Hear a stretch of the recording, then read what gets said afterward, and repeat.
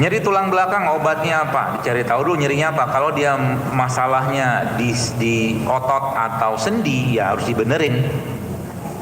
Urut, pijet, seperti itulah. Ya, cari yang ahli. Saya dulu pernah, saya kemarin ke Semarang. Semarang itu kan dulu sekitar 2 tahun yang lalu, engsel saya kan pernah copot ya. Copot jatuh. Jadi ini tulangnya ini kan, terus ininya tuh harusnya kan begini nih. Ini tuh copot turun gitu. Dulu. Terus saya bawa ke ahlinya lah yang bisa masukin lagi. Terus udah dibenerin sama dia, dimasukin lagi. Dan saya dibius menggunakan bantal. Jadi awal saya nggak bisa, dia tangan saya begini, gitu tuh. Mau bisa ngabang lagi, gini salah, gitu salah. Orang gimana copot begini kan hampir segini copotnya. Kebayang kan? Tapi karena alhamdulillah Allah kasih petunjuk gitu kan, wah ini baru saya ingat si bapak ini, saya bilang, bawalah sama dia. Dia lihat saya kan, dia masih ngerokok gitu kan, turun dari mobil, udah masuk kamar tempat terapi dia. Saya duduk sama dia, mati aku, saya bilang. Beneran sama dia, dipegang 3 orang, sini sama dia, pak, 2 menit masuk lagi tuh tulang. Langsung bisa pegang teh saya. Habis itu. Dan kemarin saya jatuh lagi. Kemarin lagi gendong anak gitu kan, cerita tentang tulang ya. Menarik tuh cerita tulang ini. Jadi subhanallah kemarin saya lagi gendong anak di sini, nurun jalannya gitu kan, subhanallah, terpeleset anak saya pegang kuat begini, yang tangan ini sempet nahan tapi nggak sampai jatuh. Nah waktu nahan itu sepertinya dia copot lagi. Sepertinya. Jadi waktu itu saya ingat, ternyata kalau kita ngerti caranya, itu kita bisa kembalikan. Jadi waktu itu saya langsung pak gitu kan, saya balikin lagi, balik dia, masuk lagi, alhamdulillah. Kayak film kungfu gitu loh, masuk sendiri.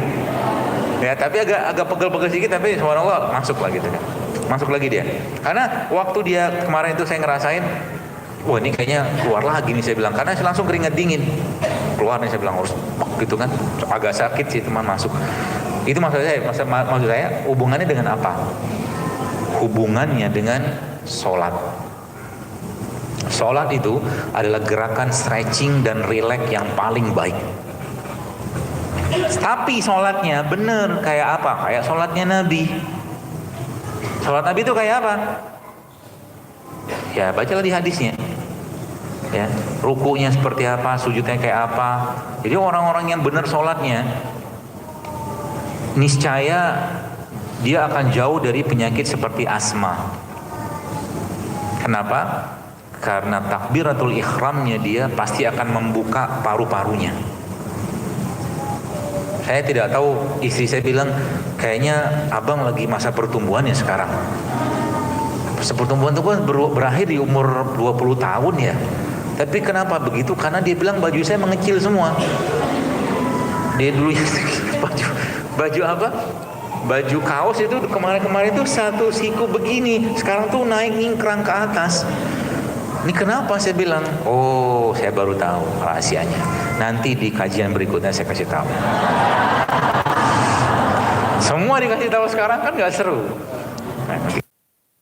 Kita men-trigger growth hormone kita. Growth hormone kita itu bisa kita trigger dengan cara apa? Dengan cara kajian berikutnya. Kalau growth hormone muncul, apa yang terjadi? Subhanallah, Anda nggak usah pusing-pusing lagi mikirin penyakit. Tubuh Anda akan merepair dirinya sendiri. Caranya gimana? Beri dia beban. Bukan kehidupan, beban saja. Berarti dokter nyuruh kami untuk latihan beban. Ya. Caranya gimana? Apa saya harus angkat barbel ke gym? Oh tidak, tenang aja. Bebannya ada pada berat badan Anda. Itu namanya latihan beban. Jadi ibu-ibu mulai sekarang biasakan untuk lakukan, bapak-bapak juga tuh, 3 gerakan sih saya sarankan. Gerakan pertama adalah squat. Squat tahu? Nah itulah, nanti googling aja kalau nggak tahu. Tahu lah ya. Gerakan kedua adalah push up. Oke, gerakan 3 adalah plank. Itu latihan beban. Kalau itu Anda lakukan, maka tubuh Anda akan nyeri. Betul? Kalau tubuh Anda nyeri, maka subhanallah, nyeri tadilah ya akan nanti memicu pengeluaran hormon. Kenapa binaraga badannya besar? Karena binaraga mengangkat beban berat yang akhirnya ketika berat itu ketika berat itu memerlukan tenaga lain, maka tubuh akan mengeluarkan pembentukan growth hormone sehingga ototnya bertambah. Itu maksudnya. Ototnya bertambah ya, jadi berat badan bertambah? Enggak. Berat badan nggak tambah, massa ototnya bertambah. Saya tahu dari mana massa ototnya bertambah atau tidak? Gampang.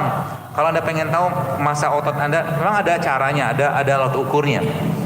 Tapi kalau pengen membayangkan seperti apa massa otot Anda, lebih banyak lemaknya atau ototnya, maka lihat kalau Anda begini.